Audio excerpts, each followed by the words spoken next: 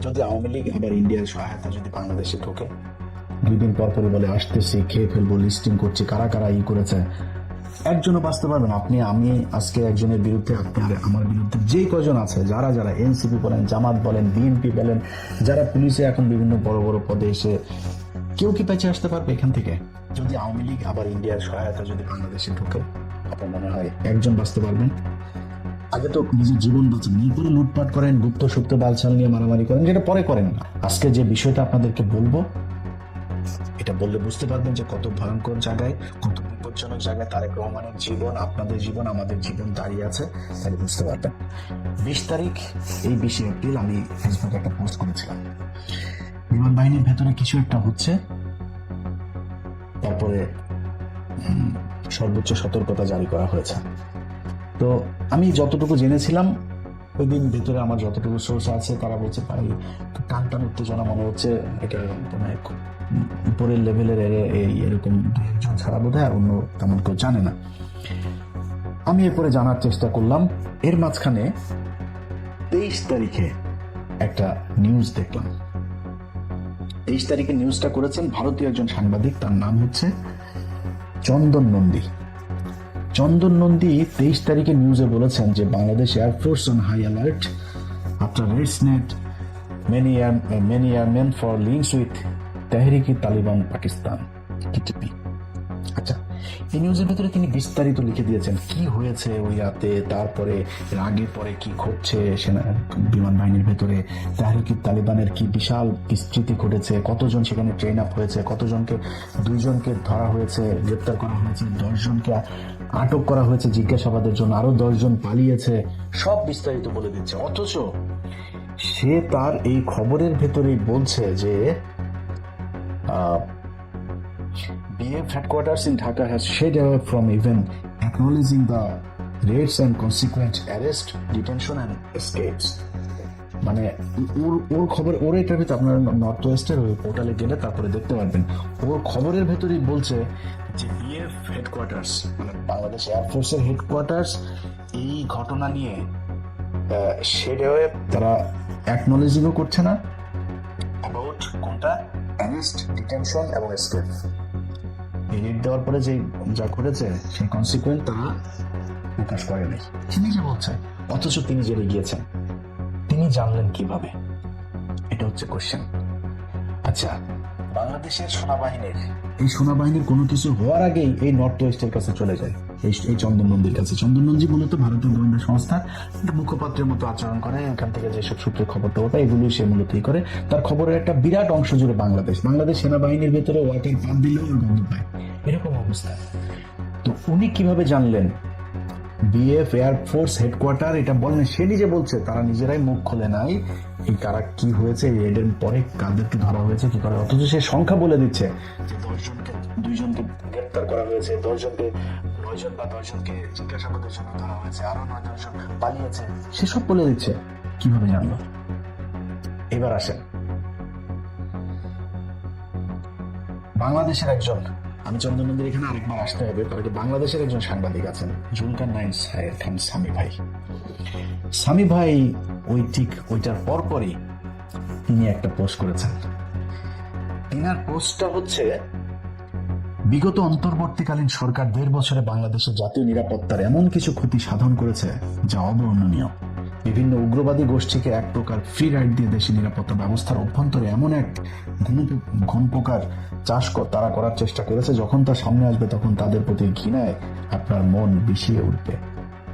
এটা বললে আপনি পুরোপুরি বুঝবেন না কি বুঝাইতে চাচ্ছেন উনি এখানে ওই পোস্টে একটা পিন কমেন্ট পাঠিয়েছেন।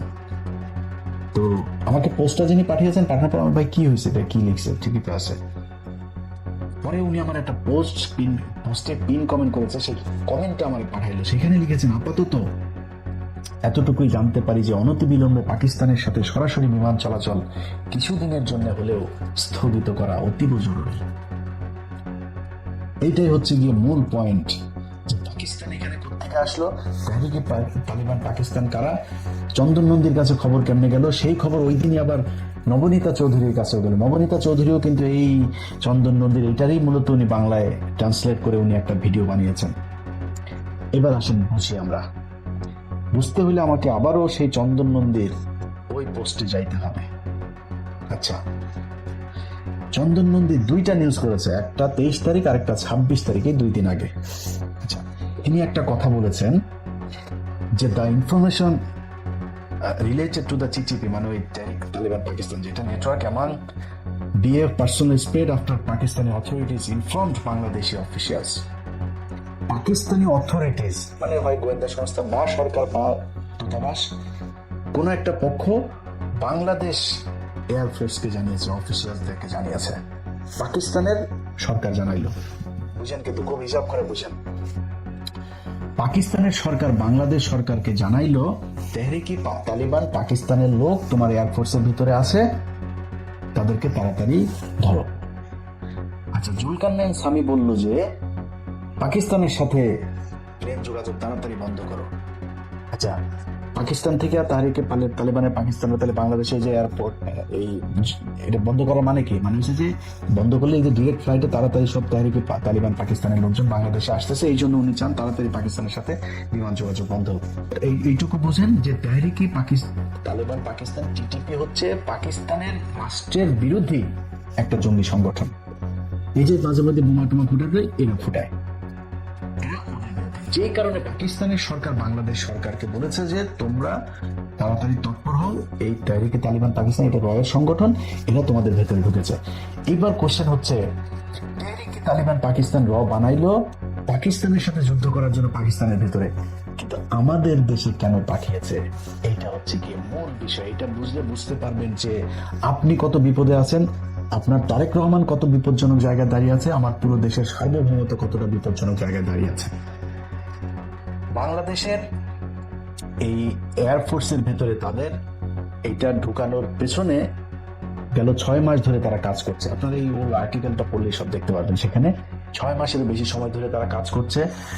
আপনার জহুরুল ইসলাম যে এয়ারবেজ আছে চিটাগাঙে, সেখানে মসজিদের ইমামকে এই তাহরিকি তালিবান পাকিস্তানের একজন এজেন্টকে ঢোকানো হয়েছে, মসজিদের ইমাম সে। এখন বাংলাদেশকে কেন টার্গেট করা হলো সেটা বুঝতে কয়েকদিন আগে ভারতের আরেকজন সাংবাদিক আর একজন সেনাবাহিনীর কর্মকর্তা, রিটায়ার্ড একজন কর্মকর্তা, দুইজন একটা কথা বলেছিল যে তারেক রহমান ভারতের সাথে যে কথা দিয়ে বাংলাদেশে ঢুকেছিল লন্ডন থেকে, সেই কথা তারেক রহমান শুনছেন না। এটা কিন্তু সত্যি কথা। তারেক রহমান ভারতের সাথে তার একটা মিটিং হয়েছে, একটা না একাধিক মিটিং হয়েছে তার, এবং সেখানে সে এই কথাগুলো বলে এসেছে যে হ্যাঁ আমরা তোমার কথা শুনবো। কারণ আপনি বলবেন তারেক রহমান কি এই খারাপ কাজ করেছে, এটা মানবেন না। তারেক রহমান খারাপ কাজ করে নাই। এর কারণ হলো গিয়া খালেদা জিয়া যখন 111 সরকারের সময় জেলে ছিল, তারেক শেখ হাসিনার আগে এই জেনারেল মাসুদ টাসুদেরা আগে গিয়েছিল খালেদা জিয়ার কাছে যে ম্যাডাম আমরা আপনাকে চাই ক্ষমতায় আনতে, আমাদের এই 111 সরকারের এই জিনিসগুলো আপনি ইমপ্লিমেন্ট দিবেন এবং আমাদের এই জিনিসগুলো মেনে নেবেন। খালেদা জিয়া তো একরকম মানুষ, দানাই পানায় বুঝে না। বলছে যে তোমার কাজ ক্যান্টনমেন্টে, তুমি এখানে রাজনীতি করতে আসছো কেন, এটা তোমার কাজ, যাও বেরো, একদম স্ট্রেট কাট বের করে। এগুলো আপনার এই যে প্রণব মুখার্জির বইতেও লেখা আছে। খালেদা জিয়া মানে না মানাতে কি হয়েছে, 111 এর পুরো ক্রেডিট উপভোগ করেছে শেখ হাসিনা। সে ক্ষমতায় আসলো, ইন্ডিয়ার কথা শুনলো, শোনা তারপরে খালেদা জিয়া শুনে নাই। খালেদা জিয়া ওই দিন যেটা করতে পারতো, ওদের কথা শুনে ক্ষমতায় এসে তারপরে বিক্রি করতে পারতো, তারেক রহমান ঠিক ওইটাই করেছে আমার বিশ্বাস। তারেক রহমান তাদেরকে বলেছে হ্যাঁ ঠিক আছে আমরা এইভাবে, কি চেয়েছে ভারত চেয়েছে, মানে আমি কেন বলছি যে তারেক রহমান ঠিকটাই করেছে সেটার প্রমাণ দিচ্ছি আপনার। ওই সাংবাদিক এবং রিটায়ার্ড অফিসার দুইজনই একটা কথা বলেছিল, তারেক রহমান কয়েকটা জিনিস এই ভারতের কাছে কথা দিয়েছিল। এক, আওয়ামী লীগকে স্বাভাবিক রাজনীতিতে ফিরতে দিতে হবে, শেখ হাসিনাকে ফিরিয়ে নিতে হবে, তাকে আটক করা যাবে না। তারপরে 7 সিস্টারের যে বিচ্ছিন্নতাবাদীগুলো আছে, এগুলো ভারতের সাথে মিলে একসাথে কাজ করতে হবে তাদেরকে নিশ্চিহ্ন করার জন্য, নির্মূল করার জন্য। এবার বলেন তারেক রহমান সেটা শুনেছে কিনা, শুনবে কিনা, মানে আমি কেমনে বলবো যে তারেক রহমান ভারতের কথা শুনে নাই, বিট্রে করে নাই? এই সাংবাদিক এবং এই রিটায়ার্ড অফিসারই বলেছে তারেক রহমান ভারতের কথা শুনছে না। এখন শুনছে না কেন, যে আসলেই এটা প্রমাণ কি, 111 এর মাসুদকে ধরা হয়েছে, মামুন খালেদকে ধরা হয়েছে, খালেদ মামুন, এই যে মামুন খালেদ আপনার ডিজিএফ এর চিফ ছিল, যে ডিজিএফ এর ডিরেক্টর আরেকটা ধরা হয়েছে, 4-5 জনকে ধরা হলো না। আপনার কি মনে হয় ভারত কোনোদিন তারেক রহমানকে এটাতে সাপোর্ট দিচ্ছে বা তারেক রহমানের এটা মেনে নিচ্ছে, ভারত মেনে নিচ্ছে না, কিন্তু তারেক রহমান সেটা করেছে। আচ্ছা, আইপিএল এর খেলা বাংলাদেশে নিষিদ্ধ করেছিল ইউনূস সরকার, তারেক রহমান সেটা বহাল রেখেছে। এটা আপনার মনে হয় ভারতের কোটি কোটি ডলার খরচ মানে অপচয় হয়েছে, এটার কারণে লস হয়েছে। তারপরে আওয়ামী লীগের কার্যক্রম নিষিদ্ধ তো ছিল, ওইভাবে থাকতো, আইনে পরিণত করার দরকার আছে, তারেক রহমান সেটা করেছে। অনেক কিছুই আপনারা দেখছেন উপরে উপরে যে না মনে হচ্ছে ভারতের সাথে দিয়েছে, ভারতের বাংলাদেশের পররাষ্ট্রমন্ত্রীকে যেতেই হবে, তার সাথে কি আমরা ডিপ্লোমেসি ডিসকানেক্ট করেছি নাকি? তো তা হইতেই হবে, তার এখানে যাইতেই পারে কিন্তু ভেতরে ভেতরে যেটা করার তারেক রহমান কিন্তু সেটাই করছে। এই কারণেই আমার যে সূত্র, সেই সূত্র আমাকে যেটা জানিয়েছে যে তারেক রহমানকে হত্যা করে তারপরে দেশের ভিতরে একটা অস্থিতিশীল পরিস্থিতি তৈরি করবে, কিন্তু তারপরে সরকার আবার ক্ষমতায় আসবে বিএনপি।